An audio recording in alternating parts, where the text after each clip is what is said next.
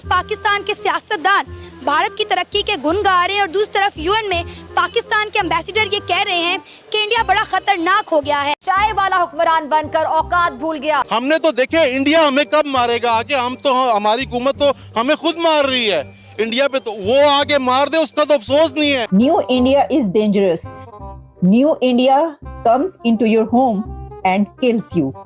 ये कहना है पाकिस्तान के permanent representative to UN Munir Akram साहब। हमारे प्यारे पाकिस्तान के बारे में अगर बात करोगे तो मुंह तोड़ जवाब मिलेगा। ऐसा मुंह तोड़ेंगे कि फिर ये मुंह बात करने के काबिल नहीं रहेगा नरेंद्र मोदी साहब। के चंद घंटे के बाद डॉक्टर जयशंकर की तरफ से एक स्पीच की गई जिसमें उन्होंने ये कहा कि अगर तुम दहशतगर्दी करके भागोगे। इसने फिर पाकिस्तान के खिलाफ बकवास की, जहर निकाला। कहना यह था कि पाकिस्तान के हाथ में 70 साल से बॉम्ब का गोला होता था और अब कशकोल होता है। सिर्फ यही नहीं हुआ बल्कि इसके बाद डॉक्टर जयशंकर की तरफ से इसका रिप्लाई भी दिया गया।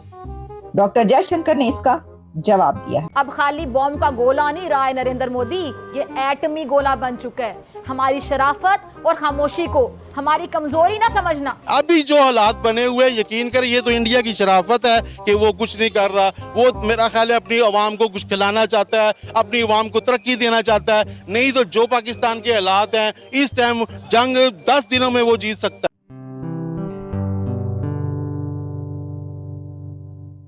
नमस्ते दोस्तों, जय हिंद। निक न्यूज़ बर्नर की रिएक्शन वीडियो में आप सभी का स्वागत है। दोस्तों, आप सभी जानते हैं कि पाकिस्तान यूएन में जाकर कश्मीर का रोना रोता रहता था। हमेशा वो कश्मीर के बारे में कुछ न कुछ कहता रहता था।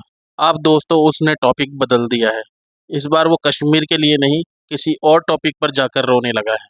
दोस्तों, जो पाकिस्तान के प्रेजेंट रिप्रेजेंटेटिव हैं मुनीर अकरम, वो यूएन में पहुँच चुके हैं और उन्होंने यूएन में जाकर रोना शुरू कर दिया है। और मुनीर अकरम यूएन में कह रहे हैं कि अब नए भारत से पाकिस्तान को डरने की ज़रूरत है क्योंकि भारत अब घर में घुस के मारता है। और दोस्तों, यूएन में भारत के खिलाफ स्टेटमेंट देते हुए उन्होंने कहा कि भारत आज के समय पर इतना ताकतवर हो चुका है कि वो दुश्मन को या टेररिस्ट को उनके ही देश में ढूंढकर वहीं मार डालता है। और दोस्तों, भारत ने ये बात ऑफिशियली भी कह दी है कि कोई भी देश भारत में आकर अशांति फैलाएगा या टेररिज्म फैलाएगा तो उसको उसी के देश में घुस के मार दिया जाएगा। तो दोस्तों, देर न करते हुए चलते हैं आगे की वीडियो की तरफ। धन्यवाद।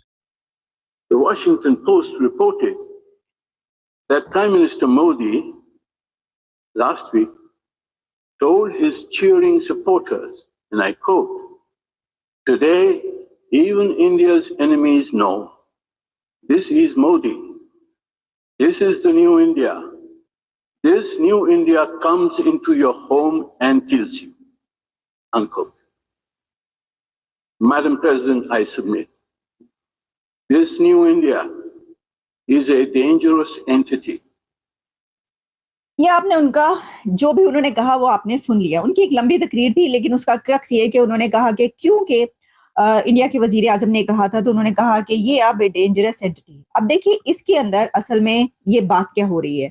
आप जानते हैं कि कुछ दिन से ये चल रहा है और ये बात की जा रही है कि पाकिस्तान के अंदर ऐसी हलाकतें हुई हैं, कोई 13-15 के करीब, 13-15 के बीच ये वाली हलाकतें कही जा रही हैं। बार बार 13 का फिगर आता रहा कि 13 ऐसे लोग पाकिस्तान के अंदर जगह जगह चौराहों सड़कों पर मारे गए जिनका ताल्लुक किसी ना किसी तरीके से जो कश्मीर में जिहाद किया गया, जम्मू कश्मीर में जो जिहाद किया गया उससे जाकर मिलता था। वो वहां पर मुजाहिदीन कहलाया करते थे और उस जिहाद में वो हिस्सा लेते रहे, या वो ऐसी ऑर्गेनाइजेशन से कहीं ना कहीं उनका ताल्लुक जाके जुड़ता था कि या वो पहले उनके लिए काम करते थे या उसके बाद जो है अंडर कवर चले गए वगैरह वगैरह के, जो कि ऐसी तंजीमें हैं पाकिस्तान के अंदर जिसके हवाले से जो है FATF में भी नाम जाता रहा और ये सब चलता रहा कि जनाब दहशतगर्दी जो है वहां से हुई है।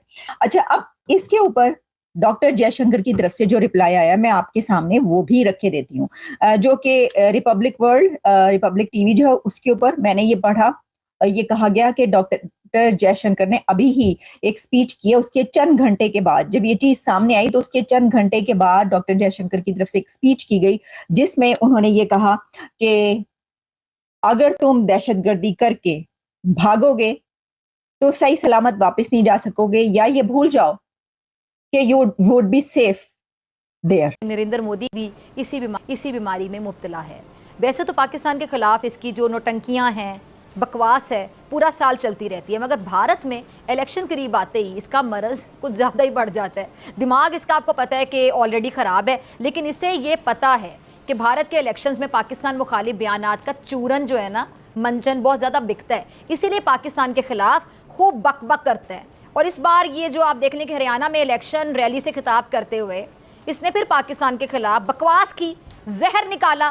कहना यह था कि पाकिस्तान के हाथ में 70 साल से बॉम्ब का गोला होता था और अब कशकोल होता है। तो मैं इस नरेंद्र मोदी को आज इस प्लेटफॉर्म से बता देना चाहती हूँ, जवाब देना चाहती हूँ इस बात का बतौर पाकिस्तानी, कि पाकिस्तान के बारे में जब भी बात करे तो ज़बान संभाल कर बात करे, क्योंकि तुम्हारा ये टुक टुक करता नाम नेहाद शाइनिंग इंडिया नहीं है, बल्कि बर्निंग इंडिया कहना चाहिए। शाइनिंग इंडिया कहते हो जहां तुम्हारी बकवासियात को भाषण समझा जाता है। हमारे प्यारे पाकिस्तान के बारे में अगर बात करोगे तो मुंह तोड़ जवाब मिलेगा। ऐसा मुंह तोड़ेंगे कि फिर ये मुंह बात करने के काबिल नहीं रहेगा। नरेंद्र मोदी साहब, ये गुजरात नहीं है कि जहां के बेबस निहत्थे मुसलमानों को तुमने खून में नहलाया और आग में जलाया। ये पाकिस्तान है, मेरा प्यारा पाकिस्तान, 25 करोड़ मुसलमानों की आबादी वाली एटमी रियासत। अल्हम्दुलिल्लाह अपने इंतखाबी जो आइटम है ना, उसके लिए मत भूलो कि बॉम्ब का गोला अब खाली बॉम्ब का गोला नहीं रहा है नरेंद्र मोदी, ये एटमी गोला बन चुका है। ये क्या कहा है आप जरा देख लीजिएगा, आप खुद ही सुन लें। Output is very different. Don't think because you've done something and run away to that side that you are safe there. You will not be safe there. It may not. You will not be safe across the line of control. You will not be safe across the international boundary. So there was a very, very clear, direct message out there, and I think the people to whom that message was intended to be sent, जिन तक message पहुंचना था पहुंच गया। उन्होंने कहा कि जिनके लिए ये मैसेज है उनको पता चल जाएगा, उन तक ये मैसेज पहुंच गया होगा। ये डॉक्टर जयशंकर ने कहा। और मैसेज क्या है कि अगर आप दहशतगर्दी करेंगे और आप भागकर चले जाएंगे तो आप ये भूल जाएं कि आप महफूज रहेंगे या सेफ रहेंगे। दूसरी तरफ LOC का भी उन्होंने कहा कंट्रोल करके चले जाएंगे, या दुनिया में किसी भी जगह पर इंटरनेशनल बॉर्डर आप कोई क्रॉस करके जाएंगे तो आप सेफ नहीं रह पाएंगे। तो इसका मतलब ये है कि आपको सेफ नहीं रहने दिया जाएगा, यानी ये कि दहशतगर्दी होगी तो उसका बदला लिया जाएगा या अब नहीं छोड़ा जाएगा। तो जो मुनीर अकरम साहब ने बात की है, उन्होंने उसमें ऐसे कंट्रीज का भी जिक्र किया जैसा कि कनाडा है।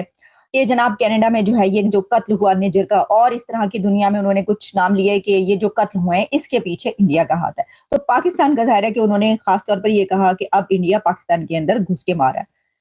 अगर आप मेरा तजिया इसके ऊपर चाहते हैं तो मेरा एनालिसिस, मेरा तजिया ये है कि जो ये बात की गई कि new India is very dangerous, new India is dangerous, तो देखिए आपका पड़ोसी तो उस वक्त ही बहुत खतरनाक हो जाता है कि जब वो दुनिया की 5वीं बड़ी मईशत बन जाए और आप दिवालिया होने के करीब हो।